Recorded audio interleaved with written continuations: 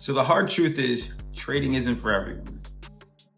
Some see the world of trading as a path to quick riches, a glamorous lifestyle where one trade can change everything. But here's the hard truth. Trading isn't for everyone. It's not just about numbers and charts. It's a battle against some of the strongest human emotions: fear, greed, doubt, and the specter of failure. Okay, not everyone can stand in the face of these giants and remain disciplined and rational. Fear can paralyze. It can paralyze a trader, turning potential opportunities into missed chances.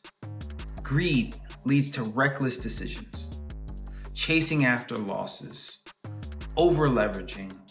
Doubt can cloud your judgment making, which is going to put you in a position to question every move. And failure, which is an inevitable part of trading, it can either be a stepping stone or a stumbling block. So trading demands resilience, the ability to face these emotional challenges head on, learn from them, and move forward. It requires an ironclad strategy, not just in your trades, but managing your own psychology. So before you take the leap into trading, you really have to ask yourself a question. Are you ready not just to face the market, but to face your deepest fears? Can you turn failures into lessons? If the answer is yes, then you just might have what it takes.